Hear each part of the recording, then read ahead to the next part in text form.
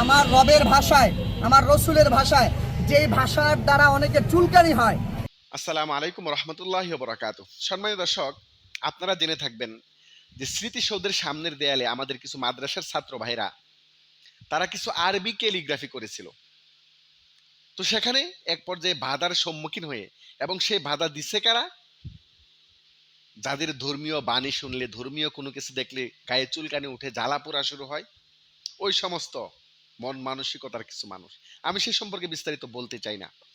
তো এখন আমাদের মাদ্রাসার ছাত্র ভাইরা যে কি দারুণ আর্ট করতে পারে, তারা যে চতুর্মুখী প্রতিভা তাদের মধ্যে বিদ্যমান, সেটা প্রমাণ করার জন্য এই দেখেন কত সুন্দর কাজ করেছে আমাদের মাদ্রাসার ছাত্র ভাইরা। চলেন আমরা এই ভিডিওটা দেখি, তারপর এই বিষয়ে আমি আরো কিছু বলবো। যদি আপনাদের ধৈর্য কুলায়, সময় সুযোগ থাকে, তাহলে অবশ্যই সাথে থাকবেন। চলেন দেখা যাক। আর আজকের কাজের মধ্যে আমি ছোট্ট করে একটু বলে দিই, আপনারা হয়তো পরবর্তীতে বলবেন যে এখানে আরবি কাজ করা হয়েছে, একটু দেখুন, এখানে আরবি কাজ করা হয়েছে, কিছুই বোঝা যাচ্ছে না। তো তাদের ব্যাখ্যাটা এখান থেকে দিয়ে যাওয়া অবশ্যই প্রয়োজন, অনেক বেশি প্রয়োজন।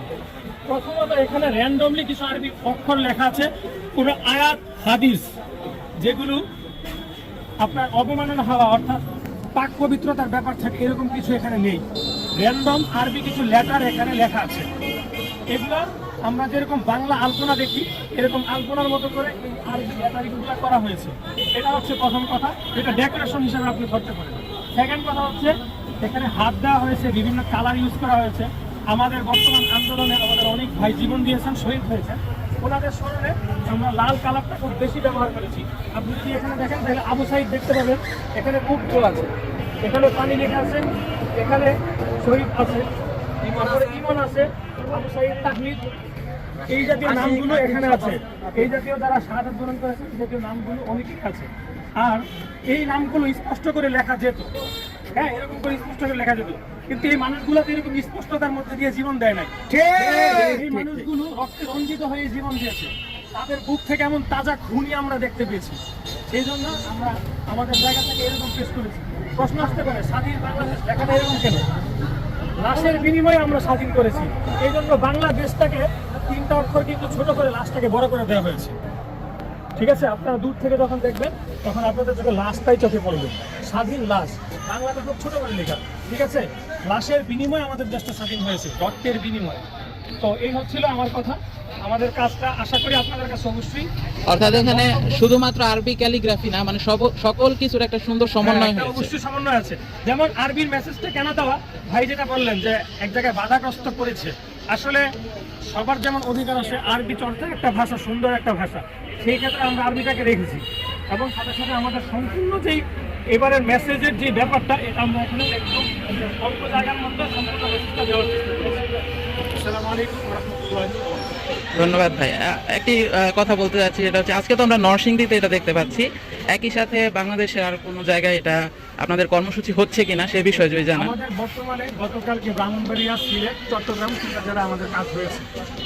গতকালকে তিনটা জেলা আমাদের টিম কাজ করেছে, ঢাকার ডেমরা থানা এবং উত্তরা, এই দুটো জায়গায় কাজ হয়েছে গতকাল।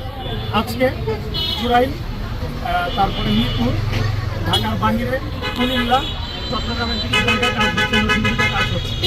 গতকালকে খুলনাতে কাজ হয়েছে।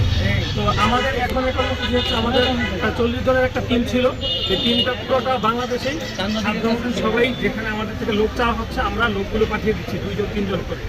এখন আমাদের শিল্পীর সংখ্যাটা গত 3 বছরে গিয়ে এই পর্যায়ে দাঁড়িয়েছে। এখন আমাদের সামনের কিছু স্টেপ আছে, স্টেপগুলোর মধ্যে প্রথম আমাদের কর্মসূচি হচ্ছে বর্তমান আগামী এখন থেকে ধরে 1 সপ্তাহ আমাদের পুরো বাংলাদেশে কাজ চলবে, র্যান্ডম ভাবেই কাজ চলবে। সম্মানিত দর্শক, আপনারা ভিডিওটি দেখলেন, এই সম্পর্কে অবশ্যই এটা প্রশংসা পাওয়ার যোগ্য। আপনারা আপনাদের মতামত, অভিমত সেটা অবশ্যই কমেন্টে ব্যক্ত করে যাবেন। ইনশাল্লাহ আপনাদের মতামতকেও মূল্যায়ন করা হবে। আর আমি ছোট মানুষ, আমার জন্য আপনারা দোয়া করবেন। আশা করি সবসময় আমার পাশে আপনারা থাকবেন, আমাকে সাপোর্ট করবেন। আপনাদেরকে সঙ্গে নিয়েই আমি সামনে এগিয়ে যেতে চাই। সকলে ভালো থাকবেন, সুস্থ থাকবেন। সকলে শারীরিক সুস্থতা এবং দীর্ঘায়ু কামনা করছি। আসসালামু আলাইকুম ওয়া রাহমাতুল্লাহ।